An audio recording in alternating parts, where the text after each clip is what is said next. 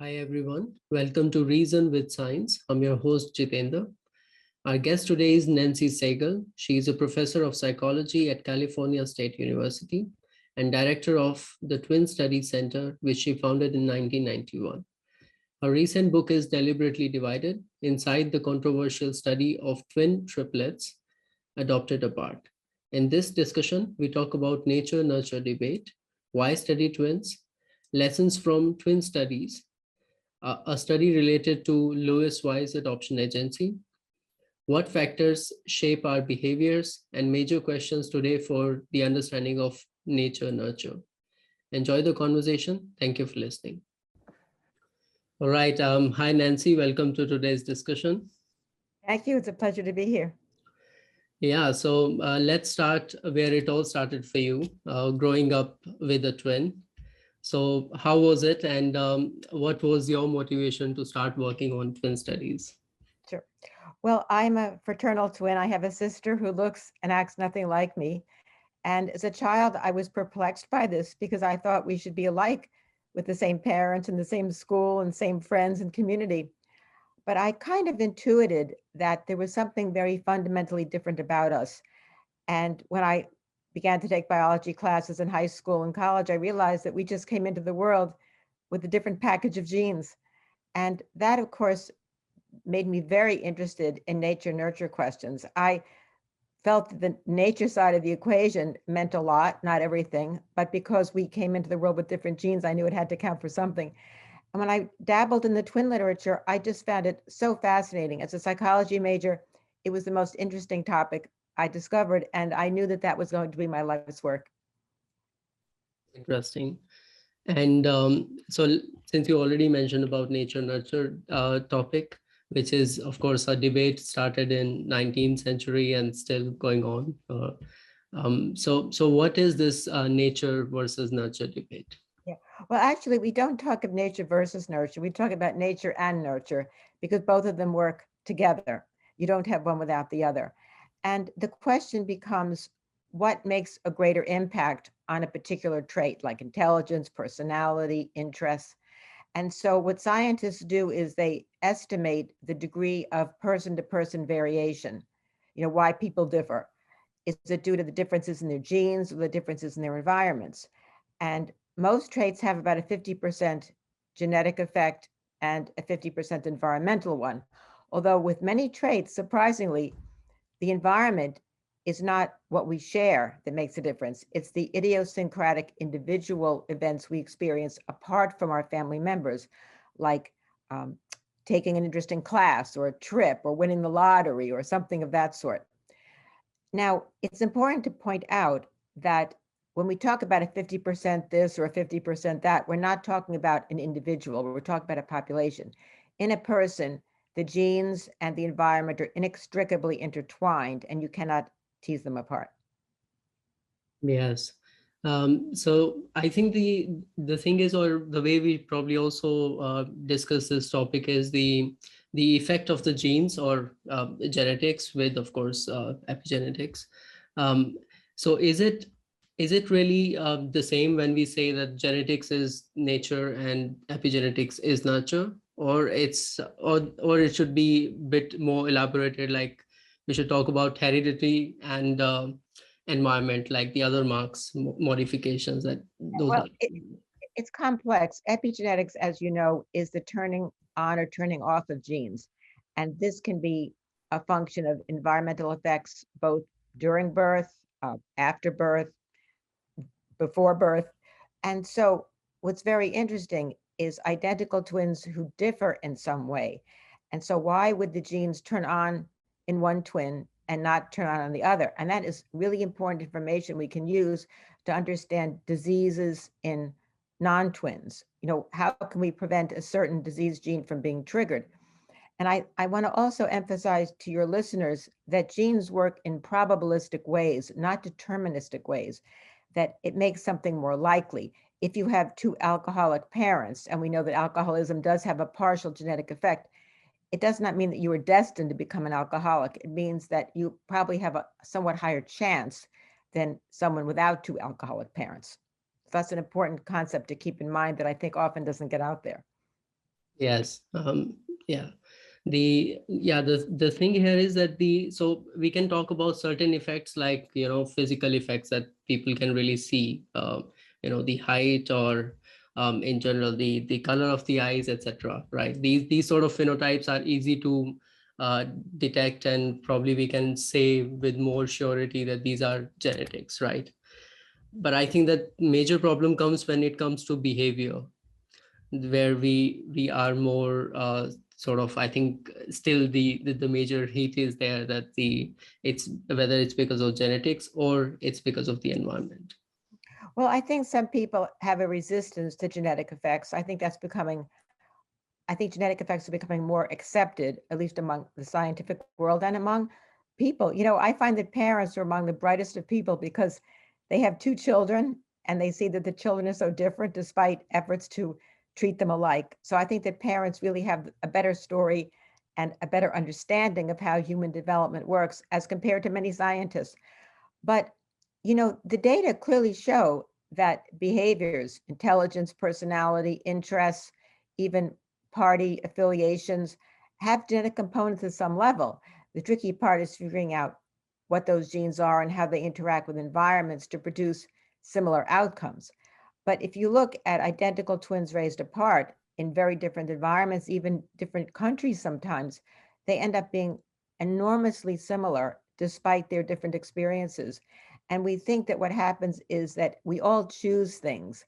We all create our own environments from what's available to us. And identical twins are simply predisposed to, to gravitate towards similar people, places, and events, which accounts for why they may both attend the same college or like the same books or choose the same profession. Yes.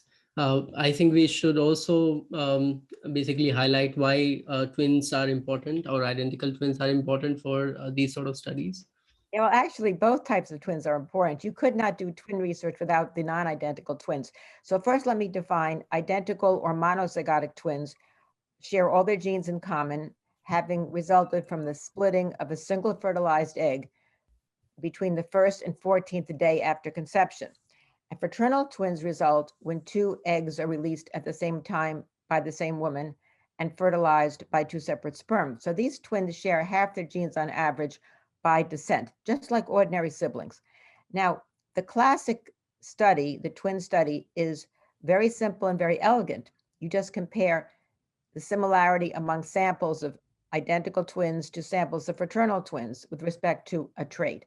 And if identical twins are more alike, this is consistent with genetic influence on the behavior. And we find that for virtually every measured trait, there is some degree of genetic influence. Now, the kind of design I mentioned earlier, if you see differences between identical twins, that is called co-twin control because you have the genotype the same, but maybe the environment is different. And this can happen in two ways. You can introduce an experimental intervention, say a reading program or an athletic program, to train one twin, not the other, and see if that training program makes a difference.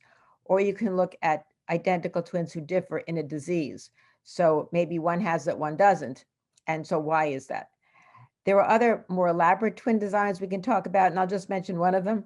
And that is when identical twins marry ordinary, unrelated people, the children are not just first cousins, but they're also genetic half siblings because they share a parent with the same genes.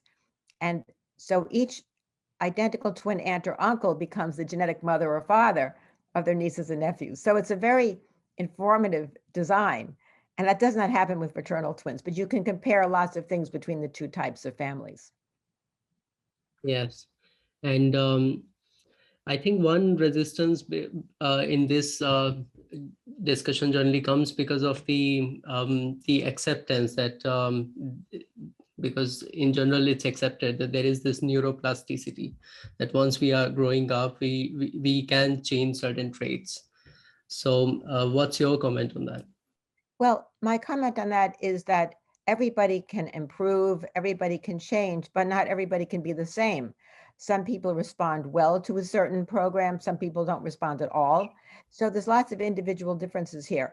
I think the thing that we have to think about is that we don't want to attach value judgments to say this trait is better or that trait is better. It's just differences. Differences are not deficits. And what may be an advantage in one generation may be a disadvantage in another generation. So differences are just differences. There's no value to them. Maybe in a specific situation. For example, if I'm lost in a cave, I might prefer somebody with spatial skills. Or if I need to talk my way out of a situation, I might prefer somebody with verbal skills. But beyond that, if you take it outside a specific situation, then I think that it's wrong and misleading on the part of people who try to attach a value judgment to a trait. Yes. Okay, let's try to put this discussion also in a context of from your new book, which is Deliberately Divided, where you talk about the story of Louise adoption agency and how they sort of deliberately divided the twins and also triplets. Yeah. So maybe you can give us a brief outline of the study itself. Okay. Well, first, let me say that we have to know the whole title of the book. It's Deliberately Divided, but the very important subtitle is Inside the Controversial Study of Twins and Triplets Adopted Apart. And for any of your listeners who saw the recent documentary film, Three Identical Strangers, they will have some familiarity with the study because it was referenced there. But I do go way beyond that because you can't pack everything into a 90-minute film, as wonderful as that film was. So I talk about the origins of the study. I talk about the life histories of the investigators, and I talk about the twins, their families. I have life histories on every pair that was studied. And I talk very much about their attempts to publish and media exposés that they resisted, as well as um, uh, the ethical contributions or ethical transgressions, I should say, that that were done. Many ethical principles violated. I have comments from top attorneys and top ethicists on this. Now, how did the study begin? You know, the conventional wisdom is that Dr. Viola Bernard, who was a consultant to the Louise agency, an adoption agency, that she decided that twins are better off reared apart because they wouldn't form their own identities otherwise, and they would relieve parental overburdening in raising a child. And then because the twins were being separated, Dr. Peter Neubauer, her collaborator, decided to track them over time. This had never been done before. There had been reared apart twin studies in the past, but they were on adults who reunited, not on infants followed in real time. But as I began to research the book, it occurred to me that there's a real possibility that Peter Neubauer had the idea to study separated infant twins, and that Viola Bernard just came up with this justification, because she used to refer to child development literature or psychiatric literature as justifying separation. But when you look through the literature, there is no such study. There's no such study that says that. And there was a paper that came out in 1986 after the study ended by one of their collaborators, Dr. Samuel Abrams. And he cited 5 studies that would, he said, justify the separation. I looked at them all. They're either case studies on atypical pairs, reviews, and one of them actually was against separating twins, very clearly stated. And that's a page that I actually found Xeroxed in Dr. Bernard's file. So she was aware of that, and yet she chose to ignore it. So that's the take. I think we may not get to the truth on that because the investigators are no longer alive. Many of the people who knew them did not have much understanding or knowledge of the study because they shrouded it in secrecy. I think they kind of knew that what they were doing was wrong, but they didn't admit it. Anyway, I think it's a fascinating read, and I go into so much detail that I think people who know the study and people who don't will be quite fascinated. Exactly. I mean, if Three Identical Strangers was great, of course it was great, but if that was a trailer, this is the full picture. I mean, 500 pages, it's full of stories and of course a lot of information which you have added there. So in this case, the parents didn't know, the biological parents didn't know about their separation of the twins. Well, some of the biological mothers who gave up the children were told that the children will be separated. And some of them agreed. They figured that was the only option. These were young women who had really no control over their lives. But there were some mothers who wanted the children together and were horrified years later to discover that the twins were not placed together, that they were separated and raised in different families. The adoptive families who took these twins had no idea that they were raising a child who had an identical twin. And what is so ironic is that the twins were purposely, at least the identicals, were purposely placed in a family that had an older adopted sibling, 2 or 3 years older. And that was because they didn't want the children to be only children. Now, that to me is crazy because they weren't only children to begin with. And the thing that I think they didn't realize is if they wanted to relieve parental overburdening, to have a 3-year-old and a newborn, I think is a lot more taxing than having 2 children at the same developmental stage. So the whole thing was so misguided and so ill-conceived. It's really, there's no words for it. Yeah, and interestingly, there was also no sort of restrictions from the parents who are adopting the children. They also, and from your conversations, it's clear that they also wanted twins or the triplets. Some of them Like, did. In fact, one family actually asked for twins twice because they'd adopted a little boy already from Louise Y's agency. And then when they had the chance to adopt another, they asked for twins and they were told there weren't any. When in fact, there were all these twins and they were triplets. And these families were well-off Jewish families who desperately wanted children. I would have gladly welcomed twins and triplets into their homes. yeah. And what were the views of Dr. Bernard and Neubauer on nature versus nurture? What did they think? Yeah, well, they were very surprised at how similar these twins were, given their different environments and given the different parenting styles. They were, at least Dr. Neubauer was kind of ahead of his time in thinking about genetic issues because he was a psychoanalyst after all, and they always think about family dynamics. But he was more forward thinking. But I think even he and the rest of his colleagues were shocked to discover how similar the twins were, even in very small ways. Yes. And so what sort of tests they were doing or they planned? I mean, so all this material is locked. What I understood from your book, that No, the material is not lost. The difficulty is that it's all been put into the archives at Yale University with the idea that it's not to be opened until 2065 when the twins are all dead, basically. We can talk about that later. But the kinds of things they did, and keep in mind that the researchers went to the homes, a couple of times a year in the beginning, and then a little bit less often as the children approached adolescence. But they gave a lot of mental ability tests, a lot of physical tests, a lot of other behavioral tests. They filmed the twins all the time, videos, photographs, interviewed the mothers sometimes. So there's a treasure trove of data there. I think an interesting question is, should we look at it? Should we publish it? My answer to that question really is no, because I don't believe that there's anything we can retrieve from that we can't get through better methodologies and approved methodologies with people's informed consent, which they did not have. On the other hand, from a historical point of view, there is some interest there. So if we were to get access to it, we might describe it or we might do a few analyses, but absolutely underline that these data, should not be replicated, that there is no, this should not set a precedent for people to just take their liberties in gathering data and then feeling that they can publish it later on. Yeah, I mean, definitely we need to talk more about it. But before that, so what was the reaction of the children when these guys were going for the tests and to check how they are doing? Well, some of the children enjoyed it. They liked the attention, but many of the children did not. And they would complain to their parents that they didn't want to do it anymore. And in fact, in one case, one of the researchers actually pressured the child to stay in the study, which is something that, I mean, it's just uncalled for. It's just unheard of.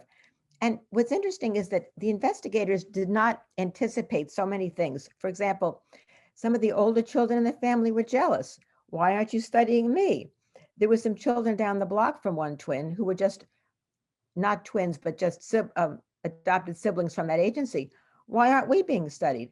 So they had to create fake tests for some of these siblings. And, you know, that's something they never considered. I mean, there were so many things that were just not thought of in advance. Yes. The and so what I remember that there were four twin pairs and one triplet, which was included in the or which was a part of the study.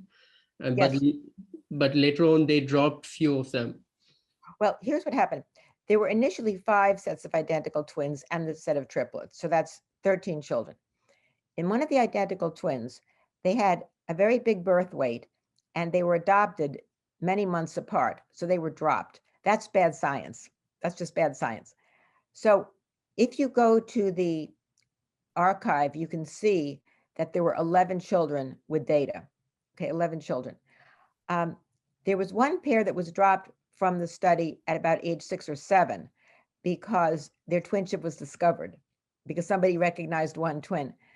And each parent, each set of parents went to the agency to talk to Dr. Bernard, and she said, you cannot tell them that they're twins, even though they were dropped from the study. So these poor parents had to live with this terrible knowledge of something so important that they could not share with their children.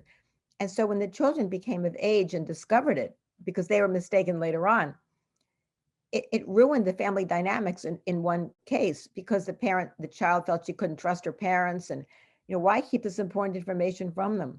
So it had many, many cascading effects. So we say that there are 11 children. Now, one of the triplets also dropped out of the study at age 5, so there's limited data on him as well. Yeah. So of course, when we look at the wide variety of tests that they were doing, but these were majorly sort of in-person tests, right? That the researchers were going there, recording all the data, but there were no, I don't know, physiological tests, at least, which were available at that time, or Well, yeah, the researchers went to the homes to gather these behavioral data. That's correct. And often they'd go to the home of the other twin the same day. So there's a bias in there. But anyway, but in terms of physiological data, they did have blood samples to see if the twins are identical or fraternal. Other than that, I think they took heights and weights from time to time. But no, physiological data they didn't do because the twins were all studied at home. Only one twin was studied in the office, I believe at Louise Wise, because their home was too small to allow everybody to come in. But there were no real physiological data, although in one case, and I assume in others, but I know for sure in one, that the researchers wrote to the family physician to get as much data as possible. yeah. So of course, we are in a century which started with the human genome thing. So of course, we now work a lot with genetics, etc. We have a lot of knowledge there. But at that time, how they were trying to identify the twins? I mean, how did they identify if they were identical or fraternal? Yes. They took blood samples from them. And in those days, if you looked at many, many different blood groups, then you could say if they match on everything, they're probably identical. And if they mismatch on one or more, they're fraternal twins. So that's basically how it was decided. And then, with some newborns, they look so different with hair color, which is a highly heritable trait. So sometimes it was made on that basis. Yeah. And how do we? I'm Also, sorry. they also looked at the placenta. Now, this was also misleading because identical twins can have two. About a third of identical twins have two separate placenta, and the rest have the shared one. Fraternal twins always have separate ones. And so they made some judgments on that basis, which is completely incorrect. And when I went to visit Dr. Neubauer in 2004 at his home, he said to me, he says the triplets might have been fraternal because there was one placenta there. I mean, two placentas. And I said to him, but we know that a third of identicals have separate placenta. But see, he was the kind of person that wanted things his way, even facts. And he threw that off. And we had studied those triplets in Minnesota, and all of our extensive blood typing confirmed that they were identical twins. Yeah. And what an impact that had on different families and these twins who were part of the study. So about the tests again, if we think in, so first of all, how we identify twins, identical twins today, in the genomics era? And the second thing is that are these tests still relevant? Yes. Well, today, if you do twin studies, you probably want to do DNA analysis. It's the best, most objective scientific method we have. On the other hand, in cases where it's not possible due to expense, although it's not that expensive, but if you don't have the funds, it is acceptable to do a physical resemblance questionnaire, which shows very high correlation with these DNA tests. So that's acceptable as long as you document your methods in the paper. Now, your second part of the question was, how do we, are these results still valid, the ones from the blood typing? Yes, of course they are. There were physical resemblance questionnaires developed to coincide with results from extensive blood typing. And in fact, when I did my dissertation, and I shouldn't say this, but it was years ago, I used extensive blood typing for twins also. But the difference in my case was that I knew every pair of twins. And so one pair who had to be fraternal because they were different heights and different eye colors, they said they were identical. And I challenged the lab, and the lab came back and redid the test and said they were fraternal. So you see, having access to your twins, particularly in a small sample, is very advantageous. Yeah. But then I was also talking about the other tests they were doing to, I don't know, to sort of measure intelligence, cognition, etc. So are they still valid nowadays? Or let's say that after 50, 60 years or more than that, now we have better tests and probably we don't even need that data. Well, I think that both are true. I think that they use a lot of standard tests, which have good reliability and validity, although they used older forms. So for example, the Wechsler IQ test is a well-known standard test used today, but in those times they used an earlier version, which is acceptable for those times, not today. But the Wechsler could still be analyzed. It's just that they have such a small sample. They used some projective tests where children say look at pictures and have to say what they see there. Those tests have very little reliability or validity, right? So, but they were psychoanalysts, and that was kind of what they did. Yeah. Yeah. So then, of course, some of them they found out earlier. Some of them, I mean, the twins, and some of them they found out later. And then these interesting events, which where they meet and they sort of see each other first time, etc. All those events happen, which you have nicely elaborated in your book.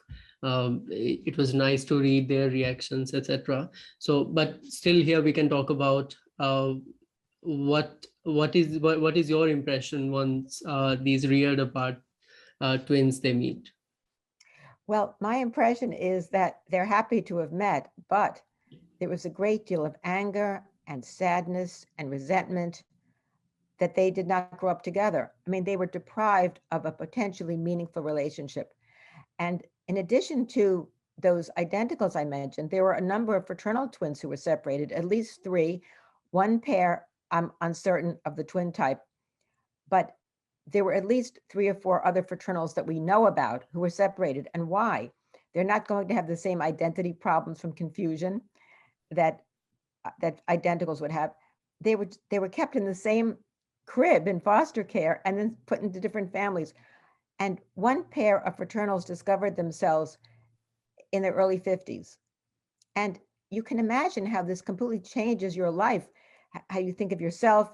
You have in-laws now, nieces and nephews, a twin. I mean, it changes so many things. And the anger and resentment that you were deprived of this relationship is just paramount. And the parents, too, are just so angry to have been deceived by a very well-reputed adoption agency. After all, if you were a Jewish couple looking for a Jewish child in those days, the Louise agency was the place to go. And so the feeling of deception, the parents are just outraged. And so I think that these twins are, really trying to make sense of their lives with this new person added. Many of the twins are trying to get the data records that are stored in Yale. Yale does not have authority to release them. It's the Jewish Board of Family and Children's Services in New York City that donated them. We don't know who gave them the authority to donate them. I've tried so hard to find out. Nobody seems to know, or nobody wants to tell me. I assume it was Peter Neubauer, but I don't know that for sure. but they're the ones that have the authority to release these records. And they have made it a very cumbersome, arduous, long-term, frustrating process for these twins. These are things the twins should have access to, and yet it's been terrible. Uh, and the fact, I mean, we of course we can assume that they initially they did it because it will be, you know, troubling for them once they'll get to know. But now, since they already know, I think there is no harm in, you know, also sharing the data uh, with the community, with the public, etc. Well, I think it depends. I think that the twins should have some say in whether or not the data are shared. Some of them and some of the parents feel that at least if these twins were separated, there should have been a major publication, which there never was. Now, in the Dr. Viola Bernard archives, I was able to find a book outline and a chapter. And they did have a contract with the Yale University Press, but the book never came through. And that's a very interesting story in itself that I would urge readers to take a look at. But again, I worry that publishing these data is going to send the wrong message to future investigators that you can do something that's unethical and get away with it later on because it's interesting data. I think that's a mistake. And what I object to is that in 2065, everybody can see the data. I mean, that's crazy. Why can't the twins see it now? And maybe there's something that they would benefit from. No one ever thought of that. Yes. And what do you, so maybe you can also give us some examples. So what was their reactions when they met in person? Yeah, well, see, before they knew that they were part of a study, right, and purposely separated, joy, glee, excitement. The triplets are a great example of that, as shown in the book and in the studies that I've done. They were just over the moon. The two of them met because one of them went to a college and the other one had dropped out of the semester before, and people thought he was the same one coming back. And somebody who knew the first one quite well arranged for them to meet. They had the same birthday. They looked exactly the same. And it was published in the newspapers. And a few days later, the third triplet who lived in Queens College surfaced and they became triplets. In the other cases of identicals, it was mostly that they were confused by somebody else, just like in the triplet case.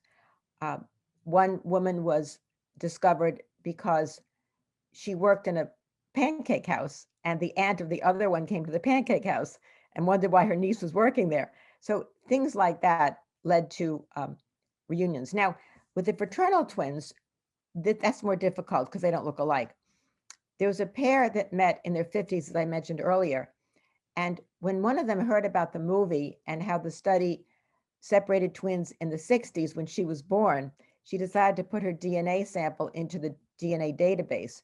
And her sister had it in there too. And so that's how the connection got made. And that was a wonderful and yet heartbreaking story because these fraternal twins got along so well, even though they were bi-coastal.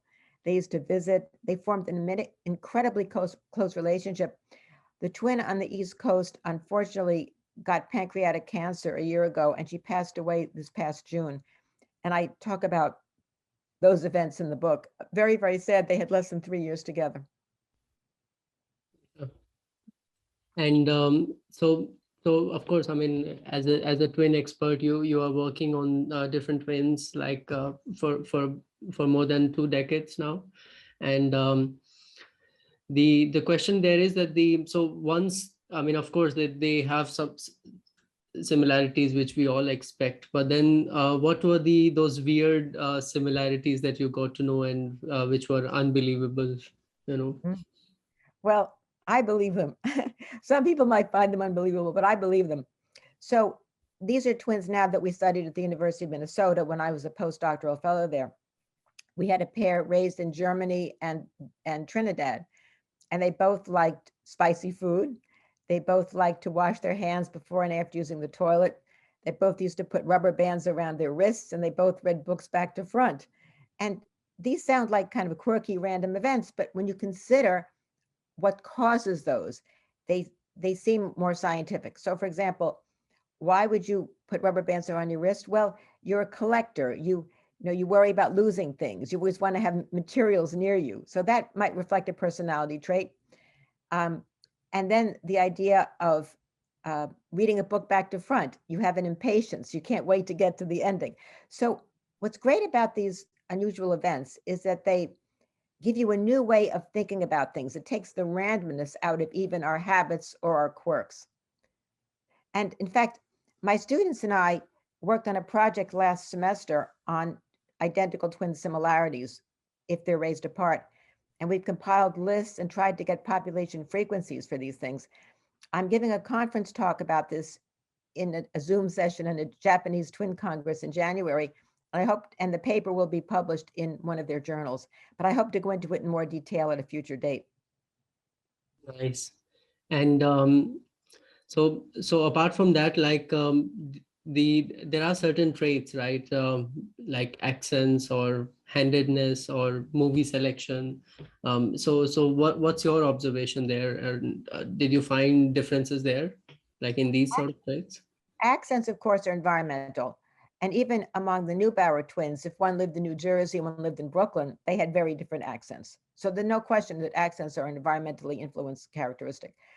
But when it comes to movie selection, now there were two twins who met for the first time and they both liked unusual movies, the same ones.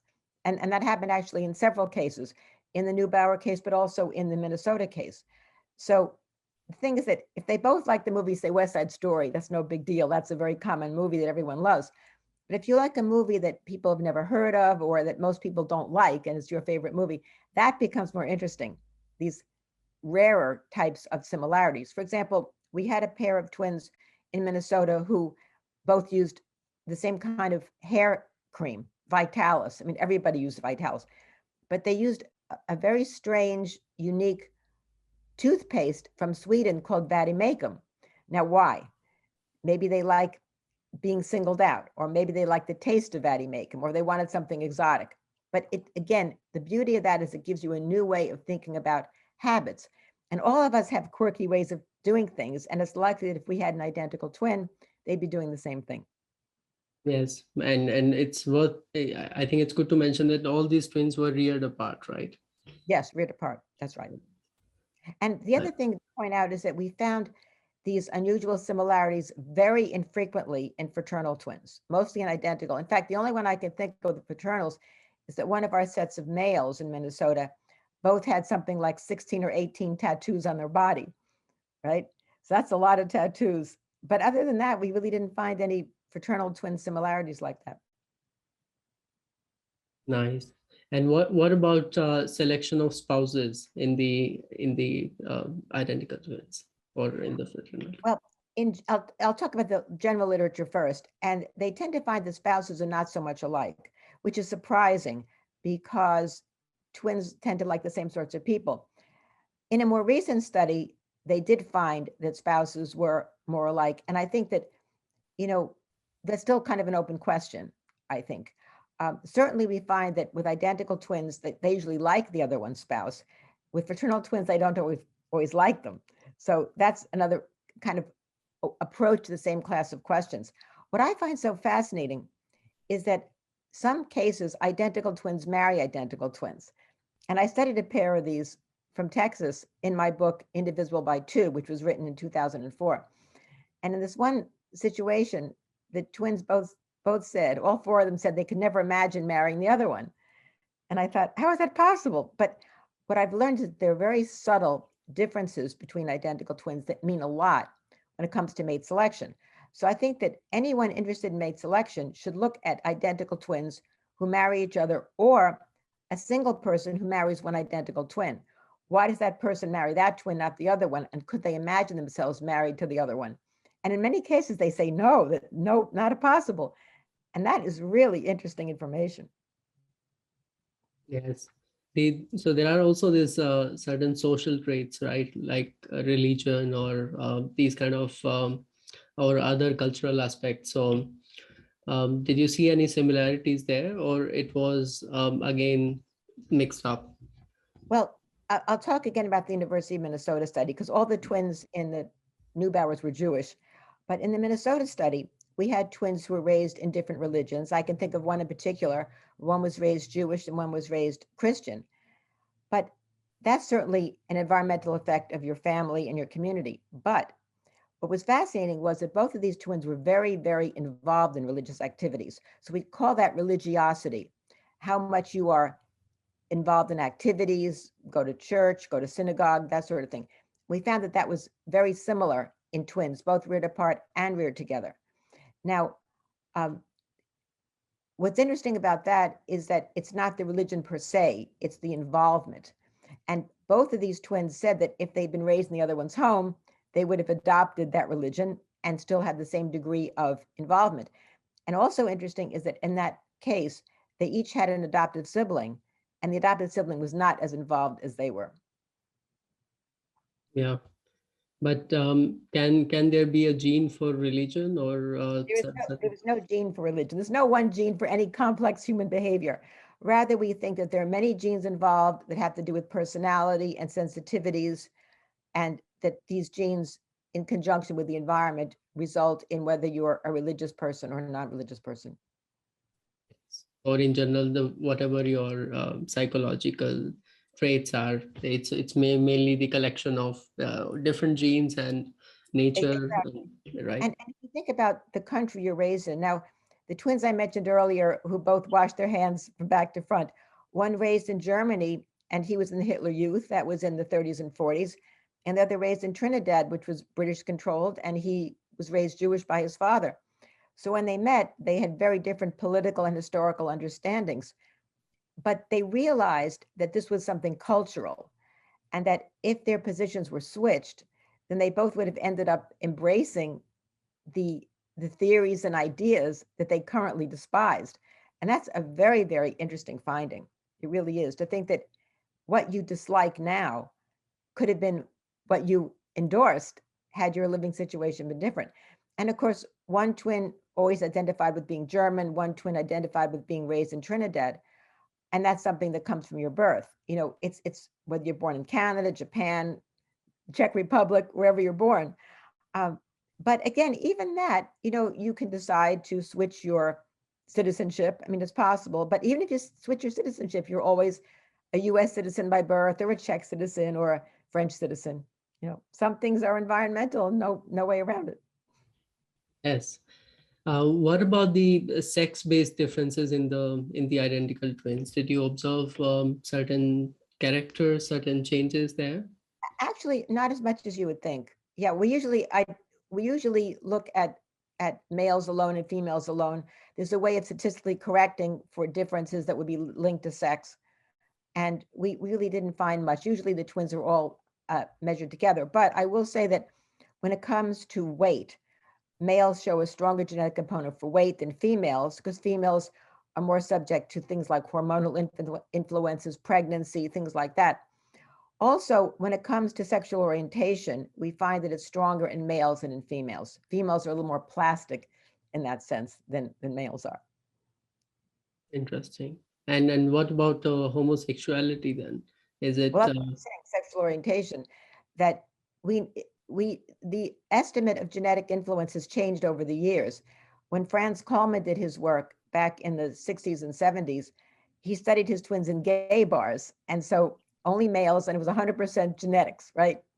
But now we're using more representative twin registries, and the percentages is now about 30-40% in males and 18 to 20% in females. So there's definitely a genetic component, but it's somewhat less than we would have anticipated before. interesting? So what we are trying to say here is that the environment per se won't be the deciding factor for No, anyone to.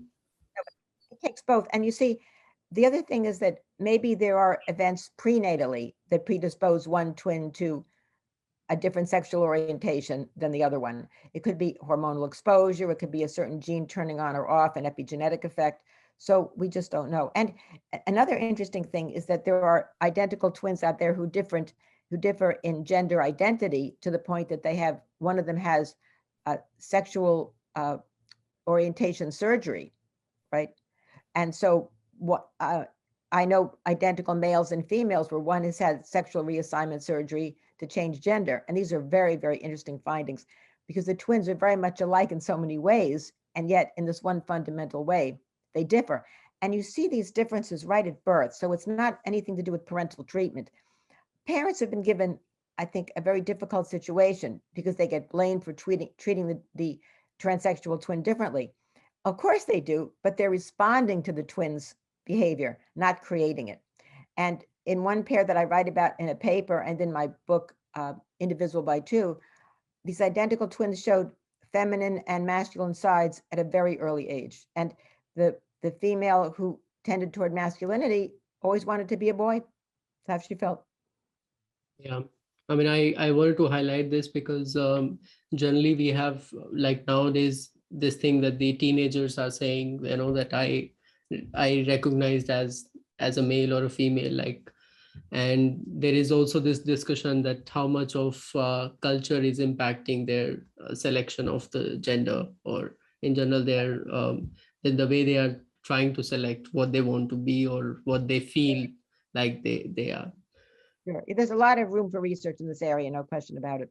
But as I said, I've done 2 case studies on identical twins where one becomes a male, and that's a less common transition than male to female. But the interesting issue is that female to male transition is more successful because the male hormone deepens the voice and grows body hair, whereas with the male to female, the voice is not deepened, the Adam's apple is there, they look less feminized. Female to male look more masculinized, and you'd never guess that they were ever female. Yeah. So I'll go back to Neubauer study.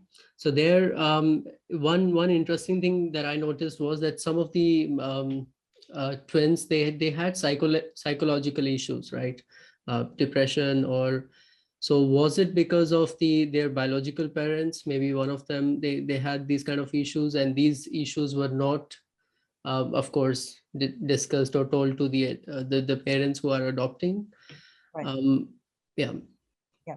So yes, a number of the parents did have psychiatric conditions, schizophrenia, depression, things of that sort. And so they probably transmitted these things to the children. We know from the triplets from the movie that all 3 had psychiatric care before they were age 16. And one issue, though, is that in the case of adoption, sometimes children feel that they don't belong in the family or that they look different from everybody else, so they're uncomfortable. But these were all twins whose skin color matched, all Caucasian, all Jewish. And yet there can be this feeling of inner emptiness when you are an adoptee. So some of the twins had no psychopathology, some of them did. I would say most likely because of transmission by genetic parents. I will point out that among the twins, there were 3 suicides, and that's a very, very high number. So that again tells you that there is some psychopathology that ran biologically in the family that the parents were unaware of. Had the parents known, had these twins grown up with their brother or sister, perhaps it could have been prevented, could have been a great support. Exactly. I mean, is there any study where they have compared the identical twins which are growing together and or reared apart, and if there are some psychiatric issues which emerge in the ones where they are reared apart? Well, the trouble with that is that you'd have to carefully control for identical twins raised together where there was no psychopathology in the family, and reared apart twins where there wasn't either, and see if these adoptees somehow express more. I don't think a study like that has been done. It would be a very interesting design, I believe. Exactly. Yeah. Um, because of course, I mean, we can, I mean, in this experiment, as they say that the twins or triplets, they were separated after the birth, but still there is considerable amount of time that they spend before in the womb, and and Well, even, yeah. I think we have to be careful about how much we attribute to sharing a womb. After all, in Minnesota, when these twins came together as adults, they told us they had no idea they were a twin. Now, the Neubauer twins were kept together for several months, some as long as 6 months, even sharing a crib in foster care. And when some of these twins went home, they displayed unusual behavior, such as screaming or head banging or rocking. And so I think we have to stay open to the idea that maybe these behaviors reflected missing the twin, it's a pre-verbal developmental stage. Maybe they missed the warm body next to them. It's hard to say. We just don't know. I think it's possible, but we don't know. Yes. The other interesting thing was that so let's say now if we say that the somehow, I don't know where do you put it, nature, or whether nature is dominant or nurture is dominant, or it's like maybe in certain traits nature is dominant, in certain traits nurture is dominant. How do you see this balance, or it's Well, always 50-50?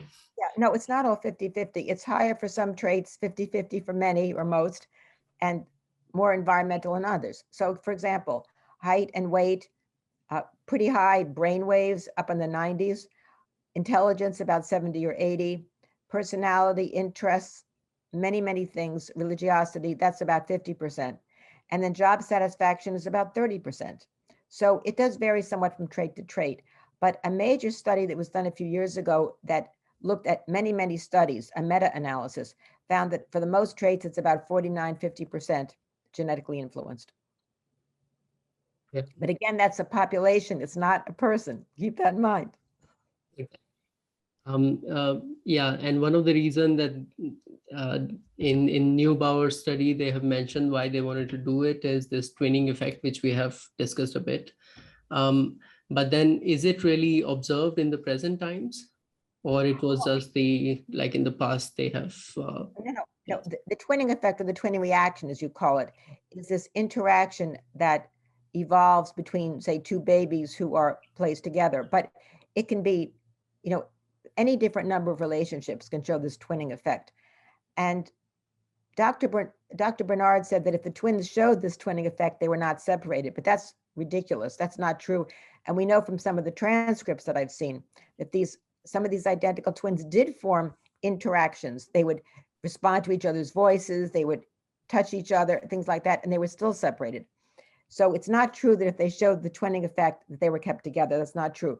I should also point out that none of the twins who supposedly were raised together have come forward. We've never heard about a pair of Neubauer twins that were placed in the same home and have come forward. That's not happened.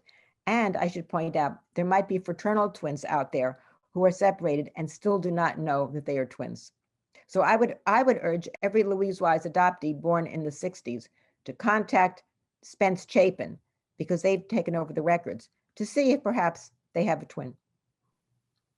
Yes. And what do you think about so is it then, or how do you see it, that the bunch of mad scientists, they or psychoanalysts, that they came together and they decided to do the whole thing, or there was something more behind it? Well, as I said, we don't really know exactly how the study got started. As I said, the conventional understanding is that Viola Bernard believed in separating twins for their benefit, and Neubauer decided to do this study because the twins were being separated anyway. But it could be that Neubauer conceived the idea because he had talked about doing this for a while. And then maybe he collaborated with her and they came up with this justification. We just don't know. We just don't know. But it seems to me that Neubauer, being so prominent and so well thought of in his field at the time, is complicit in this. Whether he agreed with her or not, he went along with it. And it is not that this was just a one-time decision. This was something carefully orchestrated over 12 years of each twin's life. And so I think that what it was blind scientific ambition, that they were going to provide the definitive word on nature nurture questions. And yet it just simply was not ethically done. And the final word never came about. Yeah. For me, one thing was shocking, that it was public funded, or part of it was public funded, right? The work. Yes, they had a grant in 1965 from the National Institute of Child Health and Development. And see, now if you get a government grant, you have to write reports and show publications, things of that sort. In those days, I think they had that in place, but it was not enforced as well. And I tried very hard to get the proposal for that, and I could not find it. I tracked it down so many times through clearinghouses and people who might have known, and they never found the proposal, because in those years, documents were destroyed. But I think it's conceivable that somebody has it. Maybe Neubauer's family has it. Maybe it's in the Yale archive. I just don't know. But Yeah. both of them are named on the grant. Both Bernard and Neubauer, I think, are named on that grant. And then there were some private funds that were given in support of the research. Exactly. But then these funding agencies should also have certain access there to the data, right? Or it was never tried. No, the data are not accessible to anybody. They're all stored at Yale. Because So of the, that's the decision that was made. Yeah, they're not accessible. yeah. Okay, and what about the so what is the current progress in the to like are people trying to get the data? I mean, I know that someone tried, and from there you also had some access to this data which you mentioned in the book. But what are the additional steps? Okay, well, first of all, researchers were not encouraged, but it was said that researchers like me could write and request access. So I've written twice. I've called. The Jewish board will not release anything to me. And the other people I know who tried, the other researchers could not get access either. And now they say they're not going to give access. Now, I have gotten access only through the twins, right? I have not gotten direct access. One of the twins got several hundred pages of material and shared some of it with me. And some of it I report in the book. But I, of course, I don't report any results, only the kinds of tests that were given. So I've seen some of it, but I've certainly not seen all of it. Yeah. And the twins have to go through a very rigorous process to get it. They have to see a psychiatrist who has to decide if they're fit to look at this stuff. And these are adults. Now, let me point out that in the archive that Viola Bernard had at Columbia, where some things were accessible and some things weren't, among the accessible material that I saw in 2019, there were passages that describe each pair of twins, and I figured out who was who. And I said to the twin, if you want to see this, I will show it to you. I think it's the right thing. If you don't want to, you don't have to, and I will not share it with anybody else. If you want to share it with your twin, you can. They all wanted to see it, and they were all fine with it. Nothing happened. So I think that for some reason that Jewish board is putting roadblocks, and I don't understand why, because nobody was involved with this at the time. They're just kind of the gatekeepers. All the twins want is an apology and access, and then the thing would go away. But because they get neither, this thing is persisting. And that's why I called my last chapter over but unfinished. Exactly. Yes. Yeah. So before we finish this session, so one question that I had is that so let's say even if we don't separate twins like in the early childhood, but of course at some point they have to go on with their uh, school to colleges and to either to study or to work, and they have to at least separate or part their ways. So what is the effect? I mean, at the end, how it works for their identity? That's one thing. And then what are these psychological effects once they part their ways afterwards? There's really no one answer to that question. Some twins want to separate as much as they love their twin brother or sister. They want to experience life on their own. Some twins don't part. They go to college together. They even work together. And so there's lots of variation. And my feeling always is if they're happy, if they have friends, if they get along well, then just leave it alone. I don't think we need to impose anything on them. And I think that when people have expectations or try to encourage twins to stay together or stay apart, that's where twins' troubles come. It comes from other people, not from them. And some twins decide to separate in college, but then they find they miss the twins, they move back together. Some twins start out together, then move apart. Some twins feel that they should study different majors, but they find that they want to study the same thing. So that's fine. The only thing I would encourage is if twins are in the same class together, and I think, again, that's a decision that should be made by the twins and their families, then they should not sit together, because I have been a legal expert in cases involving cheating, where professors and teachers think that when twins identicals turn in the same test scores or test items, they cheated. That's not the case. They're expected to do similar work. So I would urge them to sit apart to avoid any appearance of bias. Exactly. Yeah. And then, so now after years of research on twins, what's your comment on, so of course we can change nature versus nurture to nature and nurture. But what do you think this understanding? So is it settled? What are the current questions? Where do we want to focus more? Well, I think that the question is more settled now than it was in the past. And we know that many more behaviors have a genetic influence than we would have previously thought. Religiosity was one of them. Social interests and attitudes is another. We know that they have genetic effects. But there's still many more to look at, many other behaviors that have been unexplored. We still don't know why identical twins result. Why does that fertilized egg divide? That's a very hot topic now in twin research. So there's still a lot of unanswered questions. One area is, how did twins decide to go to different colleges? We don't really know what goes into that. We don't know what the outcomes are really. I've heard many anecdotally, but I really don't know what it's like in terms of studies. And then there's another group that they call the biracial twins. I think that's a mislabel, but these are twins that result when parents come from mixed backgrounds. Say a Caucasian mother and African-American father. One child looks very Caucasian, one child looks very uh, African-American, and yet they're full-blooded fraternal twins, but with very different life experiences. That's something that could be discussed. On my website, which is drnancysegaltwins.org, which I assume you're going to post on your website, I talk about different twin studies that I'm conducting. One is a study on the loss of a twin. How does it impact identicals and fraternals? I study virtual twins, children who are raised together but are genetically unrelated, but they're the same age, a pure estimate of environmental influence. I study decision making in twins, and I study young Chinese twins who've been separated apart, adopted apart due to the one-child policy that was in place in China from I think it was 79 until 2015.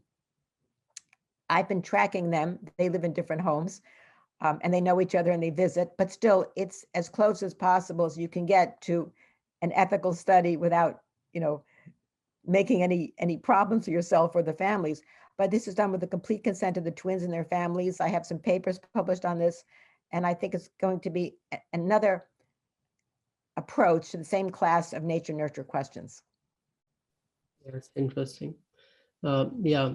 So the other thing was that so how far this understanding can go at the molecular level, because of course before this century people thought that maybe at one point we'll have certain genes for certain traits, but Yeah. with the Human Genome Project and the past 2 decades of work, it basically of course shows that it's something more, it's more than that, right?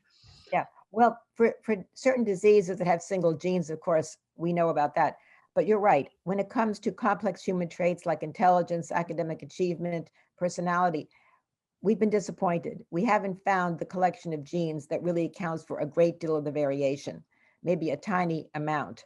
So this is still work in progress. I think someday we will get to it, but I think it's going to be quite a while. Okay, and what else is coming from your side? Another book. This one was, of course, great. I think people should read it. I will post the link in the description of this video. Yes, what's more coming from your side? Well, I'm glad you asked because I have a new book contract that I'm going to be working on the next couple of years. And this is a case that made national headlines in the US. And I can only work on it now because the legal aspects have been settled. It involves a gay male couple who met in Israel and then married in Canada in 2010 and had children with a Canadian surrogate, had twins actually, such that each twin had a different father, but they shared their mother. And when they tried to come to the US to live, Canadian customs gave them a very difficult time because of their relationship, because of their same-sex status, because one child did not have a US parent. And it led to some very publicly known lawsuits that just recently settled. So I'm going to do a book that cuts across twinship, um, gay marriage, and immigration law. That's my next project. And the one I'd like to do after that has to do with putting together an annotated photography book. In 1985, I went to Israel and to Poland when the twin survivors of the Holocaust were united. I have 100 wonderful pictures that have never been shown. And I'd like to put together an annotated collection. So that's something I will work on in the future as well. Right, that sounds amazing, and I think it already sounds that so curious, and probably will wait for your next book, and then we can meet again. Yeah. So thank you so much for the discussion. I wish you luck for the upcoming work. Thank you very much. A pleasure to be here. Thank you.